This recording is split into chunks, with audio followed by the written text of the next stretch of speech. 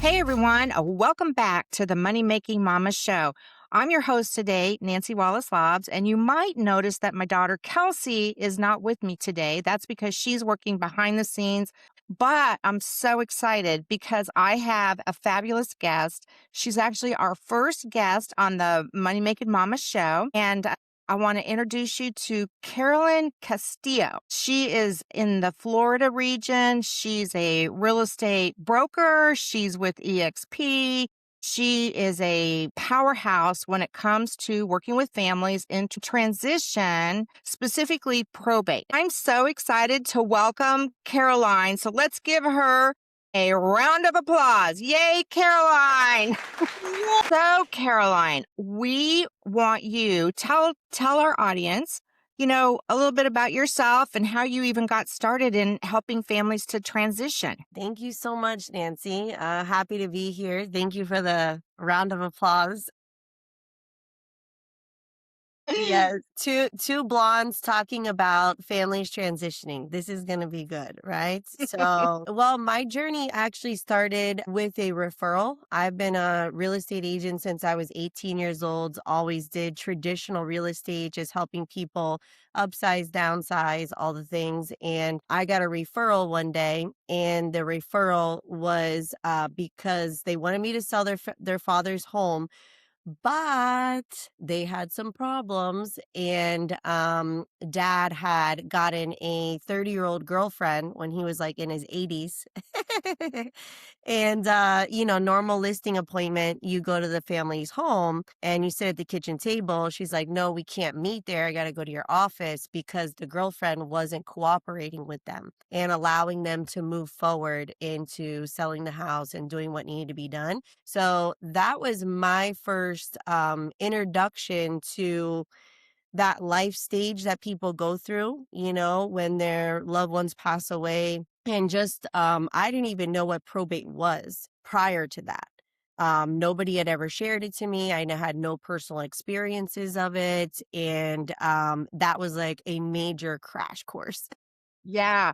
I had kind of a similar situation with not so much a girlfriend, but a pastor of a church called me about this lady who was literally passing away. When I went to the house, she was literally in the bed. Hospice had been there, and she was, supposed to be passing away in the next few days. And somehow he became her executor, right? So he called me about, the house and whatnot. And she, 7 years prior, had moved this guy in who was no relation, and I'm guessing maybe he might have been the boyfriend or something. And he was actually trying to stall and stay in the house, right? So I think he was sort of squatting. So it's interesting that, I don't think anybody knew that. And when people, go through these transitions of passing away, some of these, I don't know if it's a family secret, but things that, the other people, like in this lady's case, she had no family, but so,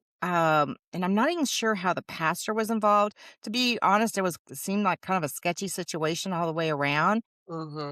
And she couldn't even speak for herself because she was literally laying in the hospital bed in her bedroom, So, and so when you encounter people's, you really like it's like an open door, right? You're walking in to this whole transition. And let's talk about some of the emotions that people go through. Like you're trying to, list the house, help the family out. And when you've worked with, because you've worked with a lot of people, what are some I call it emotionality that you've run into? Hmm. I think all families are different, in how they process it. I would actually say a handful of families that have cried, while I'm working with them. But it's not as common as you would think. People assume that it's going to be this highly emotional process.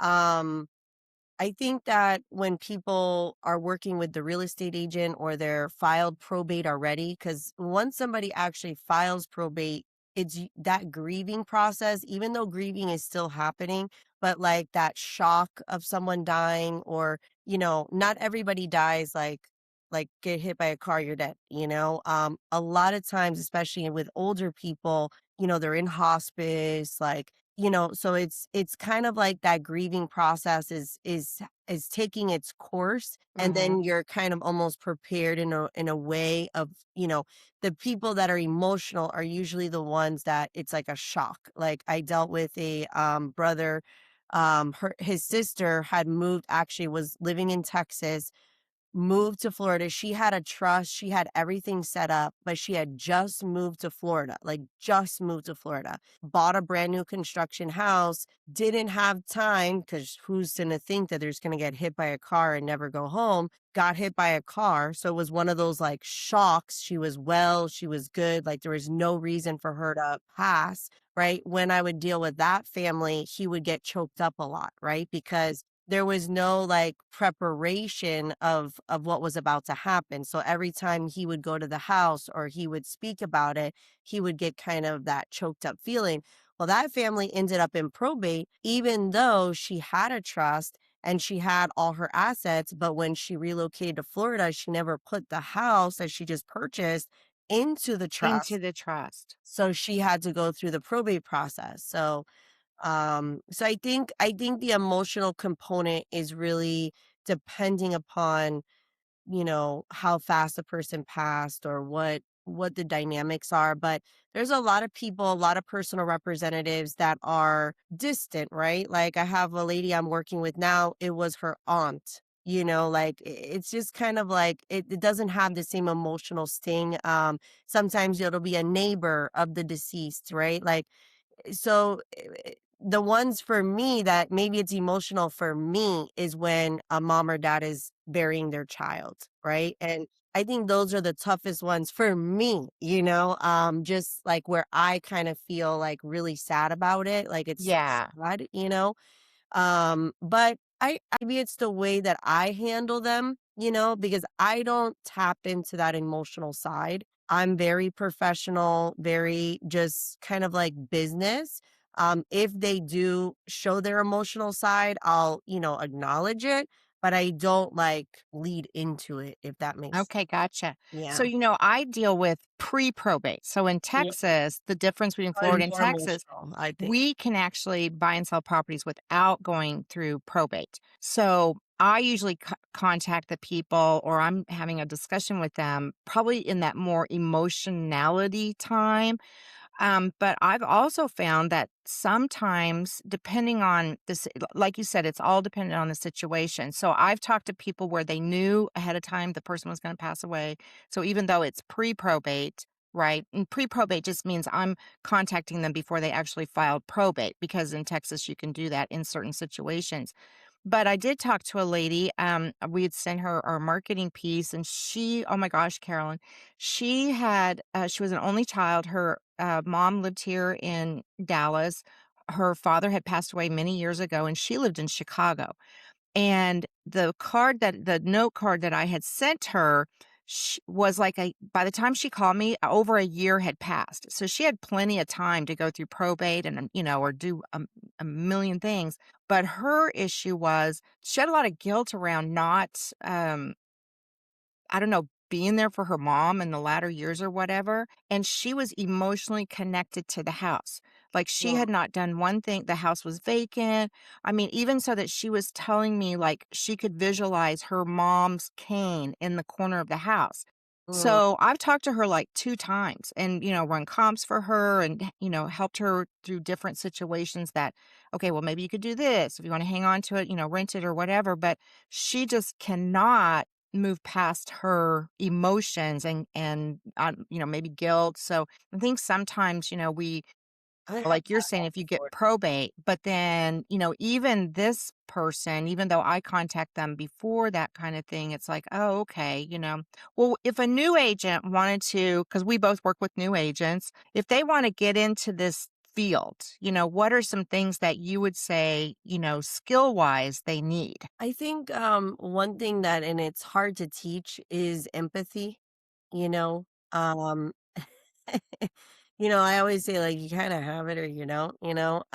But I think if you've dealt if you, I feel like I see agents that are very successful in probate, it's because they can actually they're in tune, with people's emotions, or they're in tune with, you know, um, what's happening. It's not just a transaction. Like you said at the beginning of this, talking about the Mhm. transaction, right?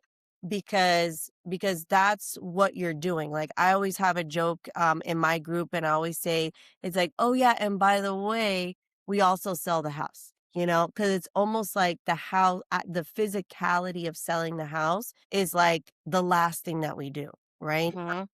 Whereas most realtors, when they're talking about selling houses, that's the first thing that they do. That's the only thing that they do. But when you're getting into probate and, pre-probate's the same kind, you're really stepping in with somebody in that transitional period and saying, what can you do to help lift the burden of that person? Like when that family came to me and they inherited their dad's house and the girlfriend was living in the house, right? Like they needed more help than just selling a house. Right. Because they could have put a sign in the yard, sell the house. Like you don't need, what they needed was somebody to talk to the girlfriend, right? They needed someone with strategy on, hey, this is happening, this is happening, this is happening. How do we maneuver all this so that we can sell the house, right? And so I think that's why I think it's good for new agents, because it's not all about like your skill set of selling properties. It's more about like, being able to solve problems that are happening. And that's how I did it. Honestly, when I first got started in probate, like every single situation was brand new to me. Now Mhm. I've done it so many times that I know exactly what the main situations are. But when I was first starting, every family was like, what's going on, and I would treat it as if this was my family. Like if this was happening to my family, what would need to be done in order for us to move forward? Right. And so I just started treating each family like that. And then, as I did so many, then I was able to boil it down and say, these are kind of the core problems that most families deal with. Um, and made it easier. But I think for if a realtor is and we think about realtors, like we are service oriented. Mhm. We do a lot for our customers, that doesn't meet the eye. Like we're realtors are the ones that are, calling the landscaper, getting the roofer, we're also the counselor, right? Like we wear all those hats. And I think that that's why it's really easy for us to transition into doing probate, because it's basically using that same skill set but helping someone in a very specific life stage, a very specific transition. And let's be honest, it's not a trend. Exactly. And completely agree with you because even though I may be getting involved with them a little bit earlier, I think empathy, because what I've learned over the years, and this is hard to teach, is, you have to listen to what it is that's the root cause of, the family moving forward. And you and I have talked about, I'm going to kind of bring this in because we've talked about the death industry, right? And sometimes people, especially in the field that I'm in, as far as the pre-probate, they just glaze over when you start talking about that, right? And I think sometimes newer agents, when they're just learning anything and maybe they don't have much life experience, it's difficult for them to work with families. You know what I mean? And if they are only thinking transactional, right? Like, Mhm. I have to get this listing. And if they go out there, and meet with a family and they're just doing a listing presentation and they really haven't gathered all the information and get ready for helping the family transition. So, but let's talk more about the death industry because I know you started a particular um, networking group about it's just centered around all of this. Yes. What I noticed as I was doing all these working with all these families over and over is I noticed I'm like, wow, there's like a whole business side to dying, you know? And when somebody dies, first of all, as a society, we don't really talk about it. Let's start there, you know? So nobody really understands because no one's talking about it. So then death happens, and then everybody's just like being pulled through this process that it's kind of like, you know, how Christmas comes every year, and then we're always shocked that we have, oh my God, Christmas, we got to buy all these presents. And I it's can't like, believe it's here again. it comes every year at January or December, you know, like, why are we shocked? So I feel like death is the same way, you know, like if we know that it's a 100% thing, like it's not like maybe, you know, it's 100%. So something that is so 100%, why are we not more prepared as a society? Yes. Why is there not like staple things, principles set up, right? To avoid these common problems, to make things more streamlined, you know? And the crazy part about it is that all of the professionals that are in the death industry, is what I say, death care industry, we all work in silo. Yes. Well, So I'm gonna share yeah, a story about because after you and I talked about this, I started thinking about it, and I happened to be at a networking group, and funniest, and I was giving a presentation about helping families through the transition, pre-probate and all that. And in the audience was a lady who owns a funeral home. She actually owns a couple of them here. And she came up to me and she's like, I really want to talk to you about this and whatnot. So I don't know if this is a thing everywhere, but in Texas, if you pass away and let's say for whatever reason you don't pay your funeral home bill, maybe you don't have the money, maybe the insurance went to the wrong person. I mean, who knows, or the insurance didn't pay.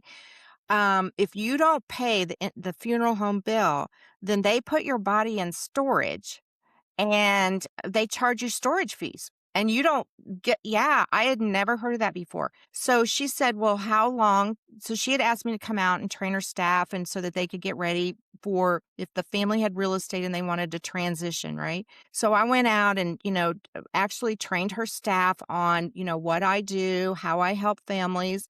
So she said to me, she said, well, how long does it take? And I said, well, I mean, let's just say there's no title issues, there's no anything. And I said, 30, 45 days, maybe sooner, maybe longer. So what we got around to is because this is when she told me about not getting paid, or having to wait till the family could come up with the money. And, I don't know if anybody's funeral shop lately, but you're talking about $10,000, $15,000, even for your basic, funeral. So I said, well, here's what we could do. If the family has equity in the home, we can write up the contract so that at closing you get paid.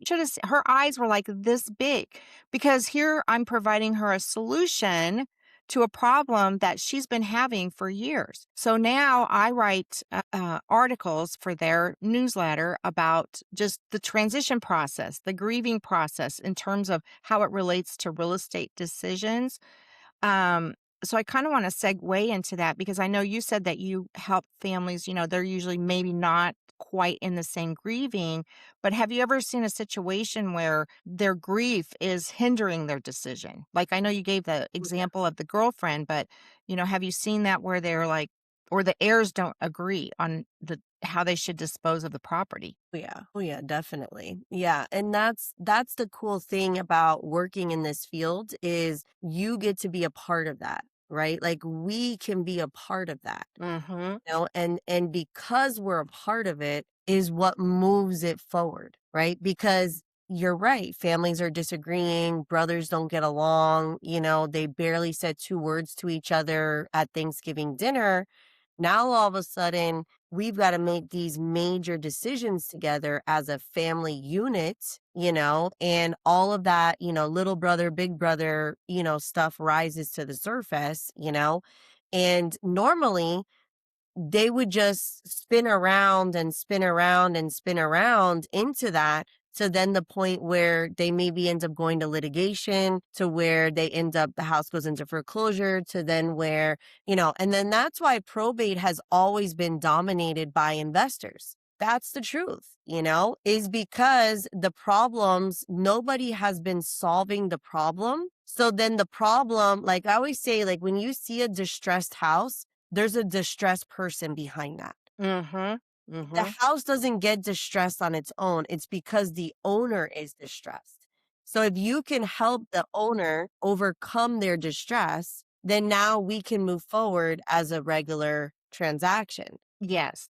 So it's not about the house, it's about the person, it's about the situation. Mhm. And I actually have reviews from attorneys that have literally wrote me reviews saying like, if it wasn't for you, Carolyn, this deal would not have gone down. Yeah, so there you go. And then that's why, and you're right, you work in a silo. I'm going to go back to Texas, how we can, buy and sell property. So I had a situation with a family.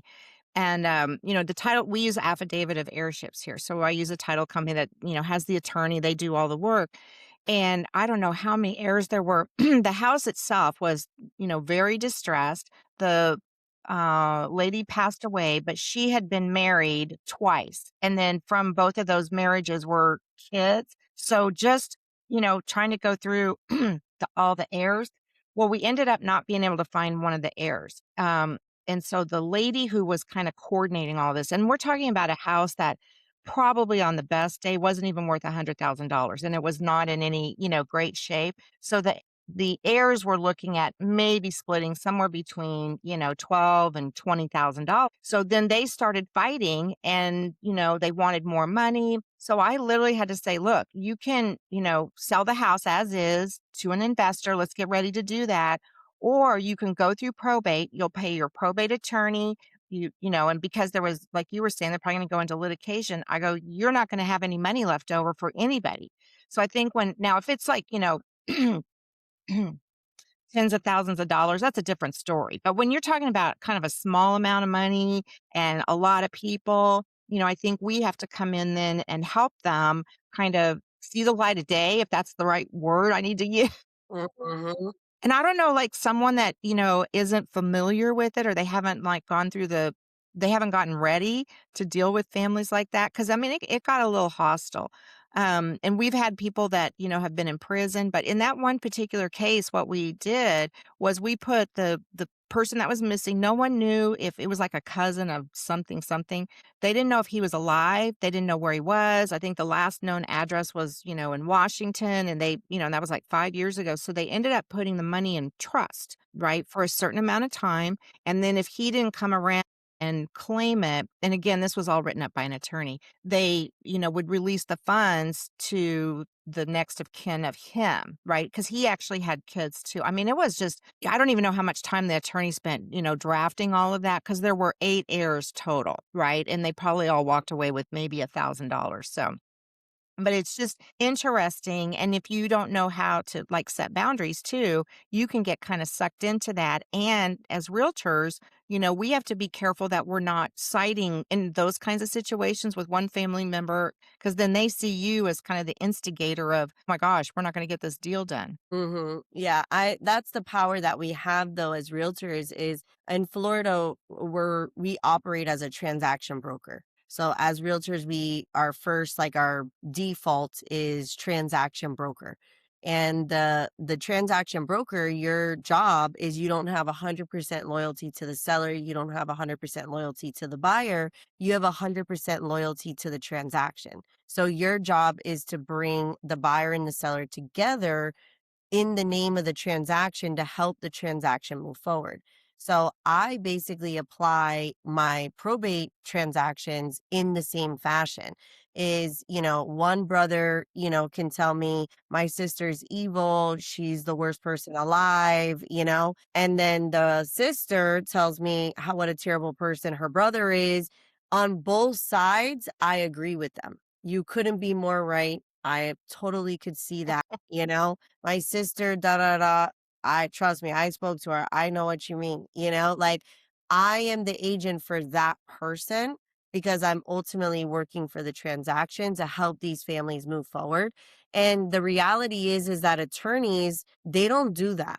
They don't get involved in mediation unless you're gonna pay the piper, right? And um they're also they do it very, I think, like intimidating in a way of such as when someone's speaking to an attorney, they feel like defensive, So this is the attorney that my sister hired, and now this is the attorney that's trying to talk with me about moving forward in some capacity. You feel this wall that's up.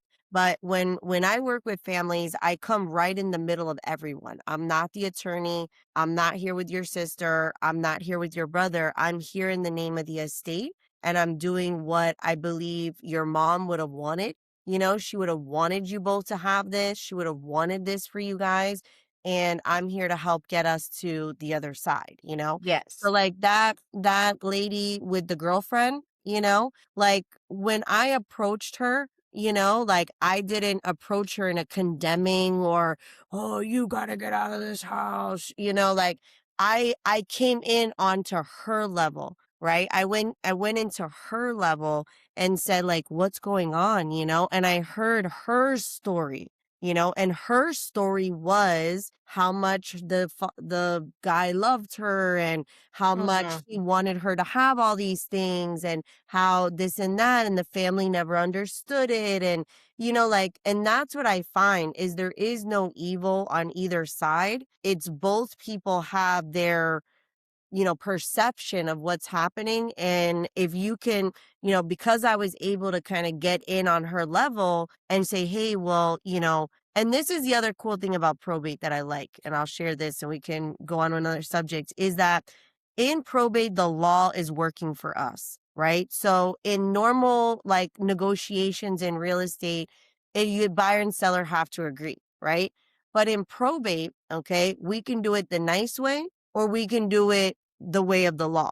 Okay. And the law is going to back us up because if a family member like that girl that was in the house, if she did not work with me civilly, then we would go to the law and the law would serve her with paperwork and she would come before the judge and the judge would say, what legal right do you have to be in this property? You don't own it. You don't have a lease. You don't have any.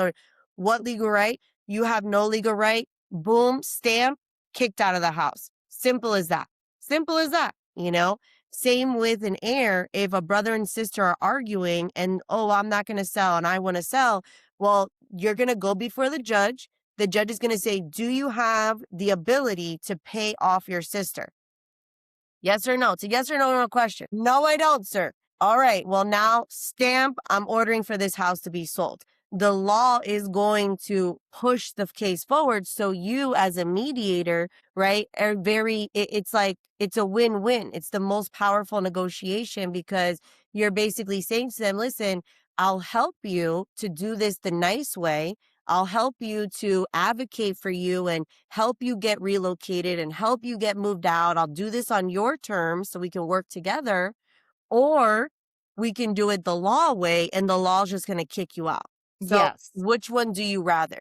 And And then when nine yeah, and and they're like, okay, Carolyn, I'm thankful you're involved. I don't got to deal with my sister. I don't got to deal with my brother. I don't got to deal with whoever. I'm just going to deal with you. Great.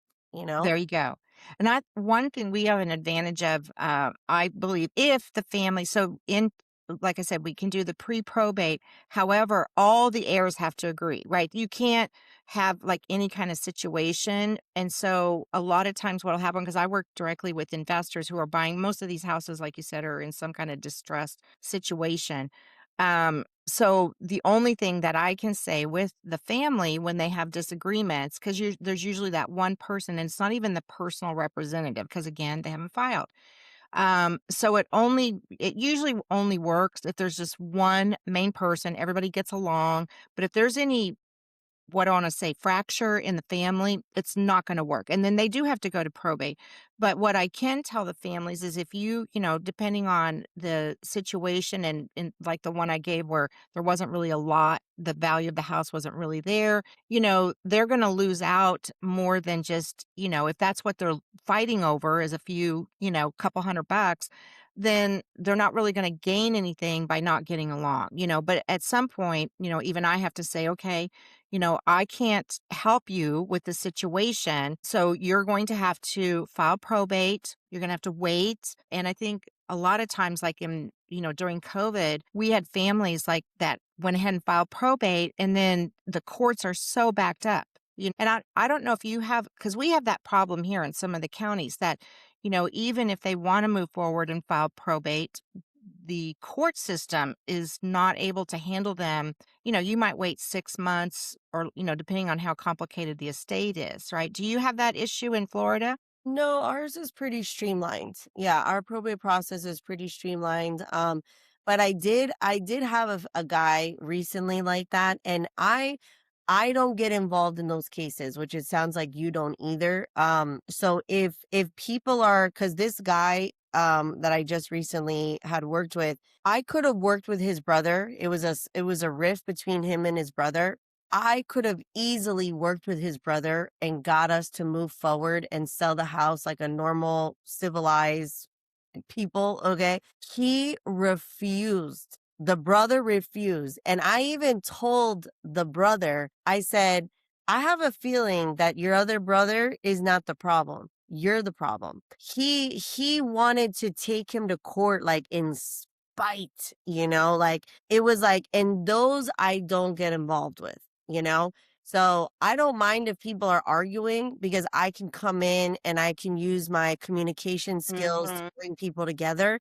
But if people are hell bent on just destroying, like they don't care, like they're not doing it for the money. Like it's not about the money to them. It's about like ruining someone else, because you do see that from time to time in the probate situations. Like they do it just to make someone's life harder, I don't, and I teach my class, like my students, like don't like walk away from those because Yes.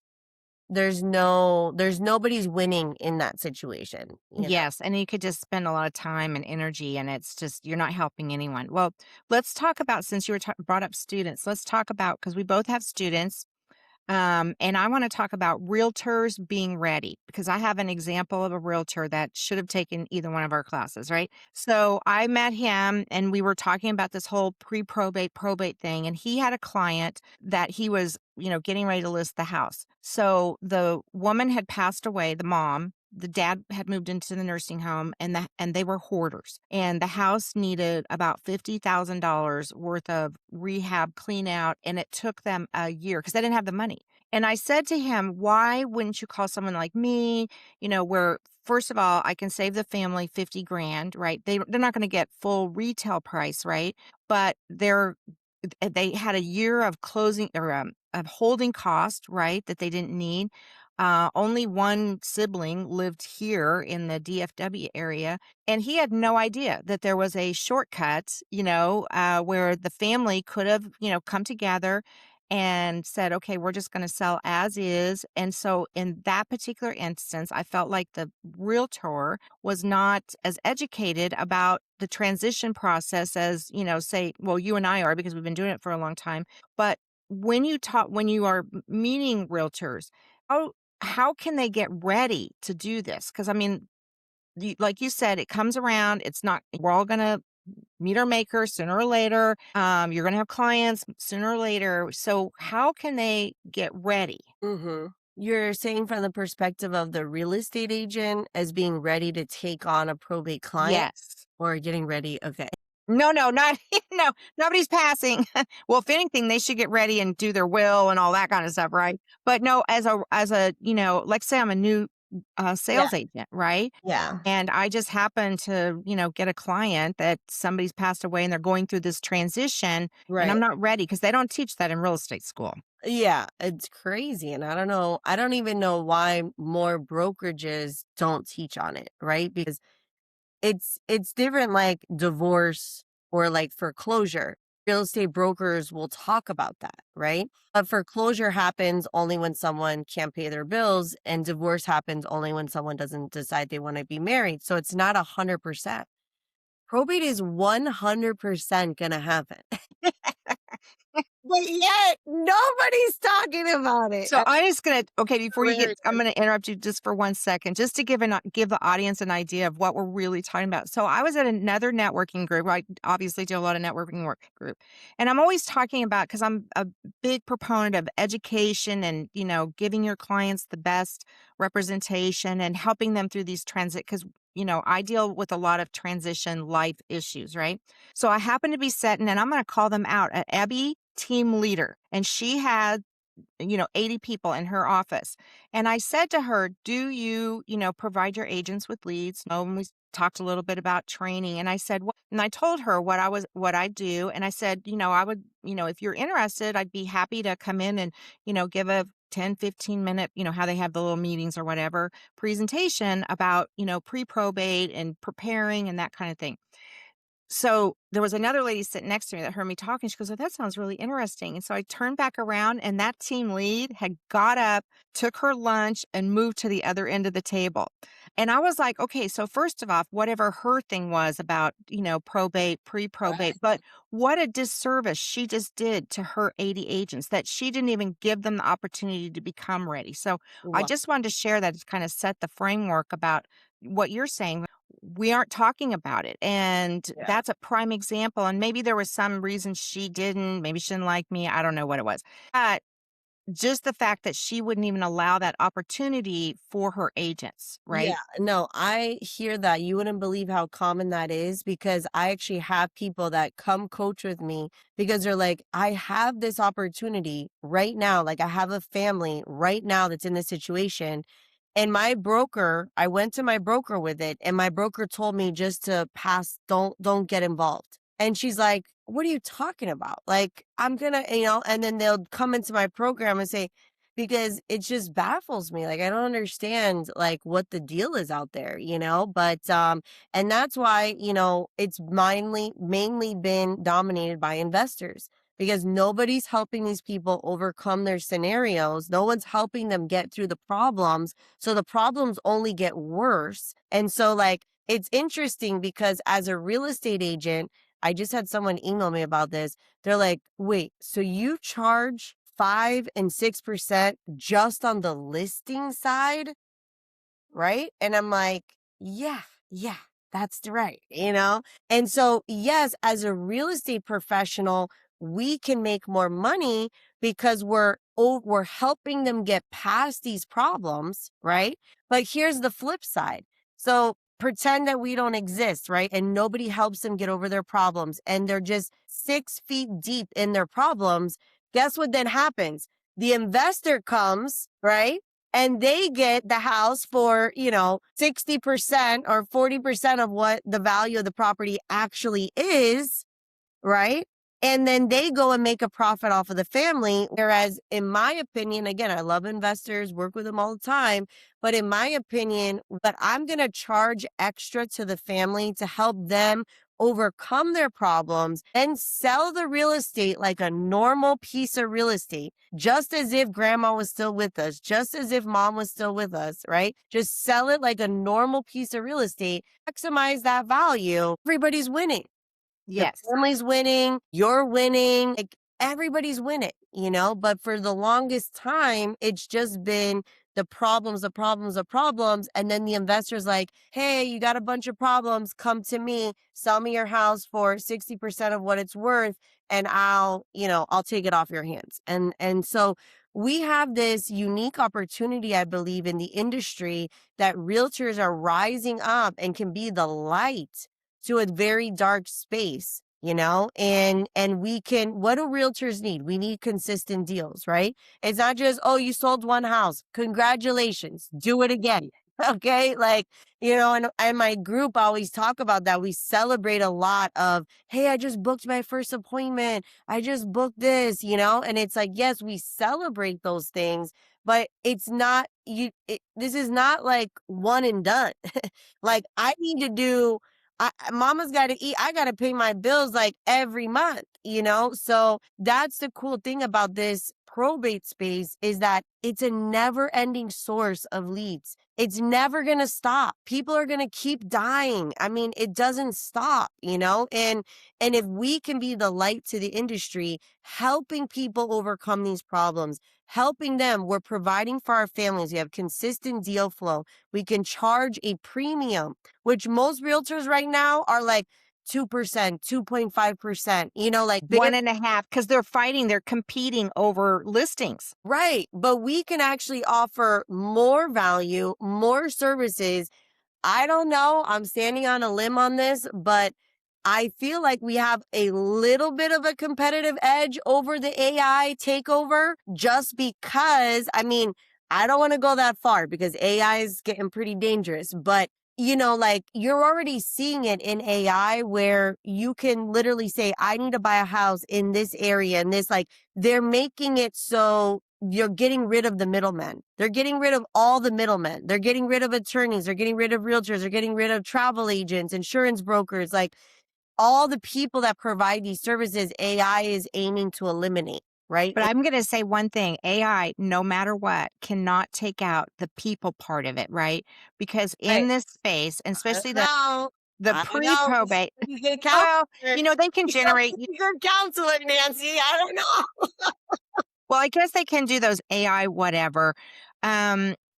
I don't know, maybe I'm just too old school or whatever, but because I've worked in hospice, I was a hospice volunteer, and people go through so many things when somebody passes away. I mean, there could be anger, there could be grief, there could be sorrow, there could be regret, there could be guilt.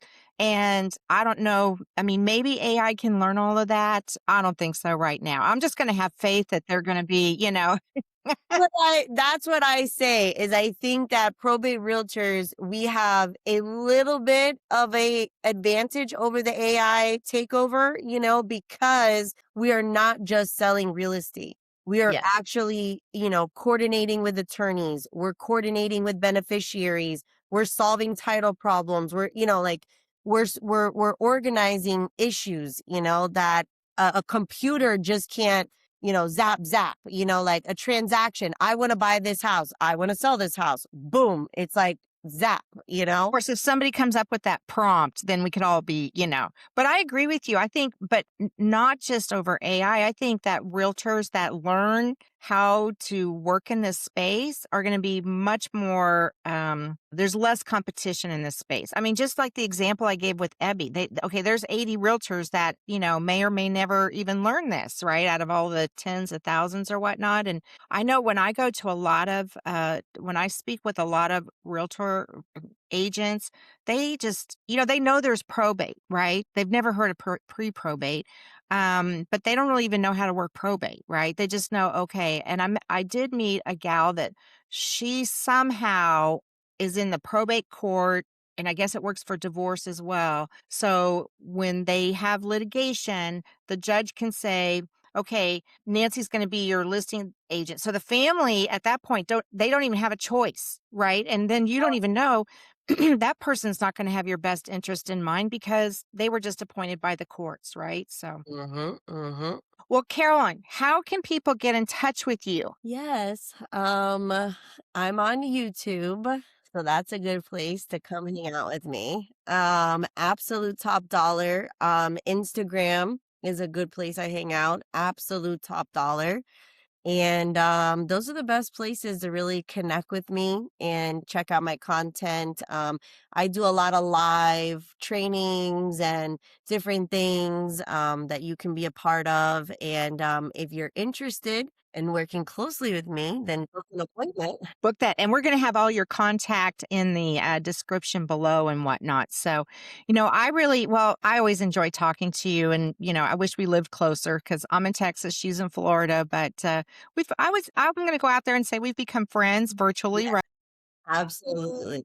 So, any last words of wisdom that you'd like to share with the audience? Yeah, I would just like to share, 2026, I think is the parting of the Red Seas. I think that there's realtors that are dropping out and they're going out and getting jobs, because the river of real estate is not flowing of milk and honey as it was in the last couple years.